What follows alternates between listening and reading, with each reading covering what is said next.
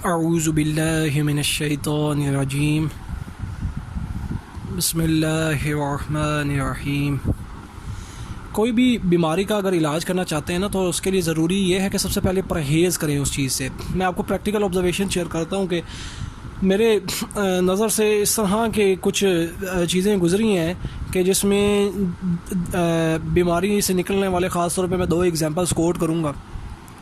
ایک تو یہ جاوید چودھری صاحب کے ایک دوست تھے، ان کے انہوں نے اپنے ایک ویڈیو لیکچر میں جو ہے جاوید چودھری صاحب نے اس بات کا ذکر کیا کہ مختصر آپ کو بتاؤں گا کہ ان کے دوست کا ویٹ بہت زیادہ تھا، وہ کافی پریشان تھے، انہوں نے کافی ایکسرسائزز کی اس کے لیے اور کافی کوئی میڈیسن وغیرہ بھی شاید یوز کی، لیکن ان کو اس سے افاقہ نہیں ہوا۔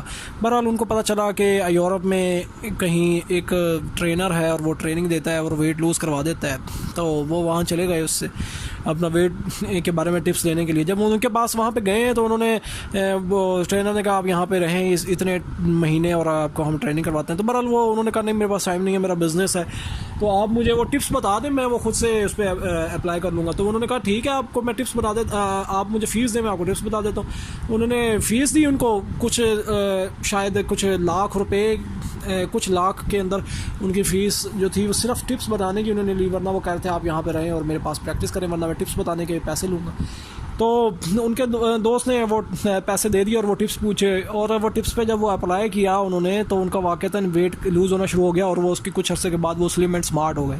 اور انہوں نے ٹپس کیا تھے میں آپ کو بتانے کی کوشش کرتا ہوں۔ وہ ٹپس یہ تھے کہ صبح انہوں نے کہا کہ آپ نے اٹھ کر کے نہار منہ پانی نہیں پینا اور نارمل واک کرنی ہے، جاگنگ نہیں کرنی، نارمل واک کرنی ہے، اور نارمل واک کر کے تقریباً آدھا گھنٹہ یا پونا گھنٹہ واک کرنی ہے، اور آ کے آپ پورا دن جو ہے اپنا پانی جو ہے زیادہ سے زیادہ پئیں اور چکنائی اور میٹھی چیزوں سے پرہیز کریں۔ میں کچھ مفہوم عرض کیا ہے اور شاید جہاں تک مجھے یاد پڑتا ہے اور میں نے آپ کو کچھ بتانے کی کوشش کی ہے۔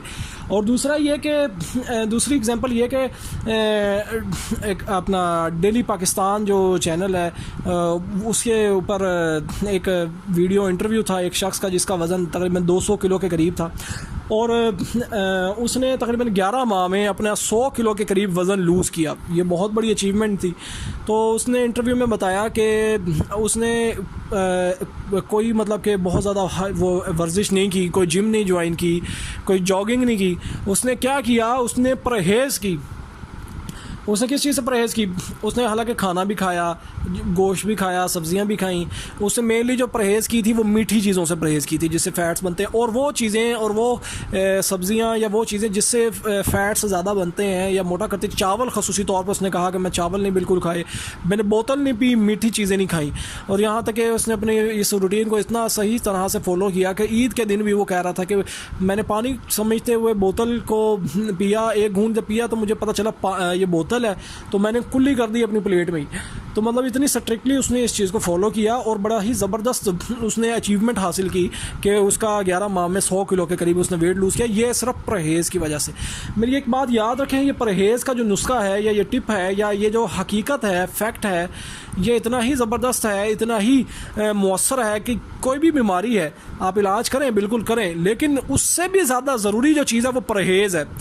تو پرہیز جب تک نہیں کریں گے نا تب تک آپ کو فائدہ نہیں ہوگا، جتنا مہنگے سے مہنگا ترین علاج کروا لیں آپ، اگر آپ پرہیز نہیں کرتے۔ پرہیز بہت ضروری ہے۔ اور کوئی بھی پرابلمز ہیں آپ کو، میں ایک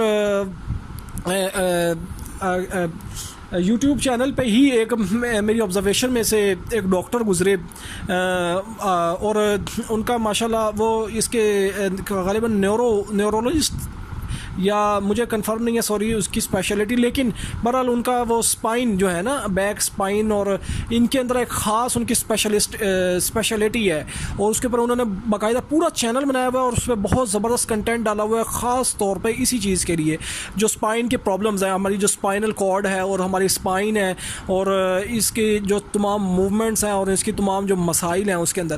اور ان کے اندر ایک ویڈیو جو تھی نا، انہوں نے کہا کہ بی اے پیشنٹ، مطلب کہ ایک صبر کرنے والے مریض بنے، مطلب آپ کو بیماری ہوتی ہے، تکلیف ہوتی ہے، اس میں آپ نا صبر کریں، اور اس کے پین کلرز یا یہ چیزوں کھانے کی بجائے نا، میں کچھ اپنی طرف سے بھی ایڈ اپ کر رہا ہوں جو میں نے سمجھا اور آبزرو کیا، مختلف چیزوں کو مرج کرنے کی آپ کو بتا کے سمجھانے کی کوشش کر رہا ہوں۔ جو انہوں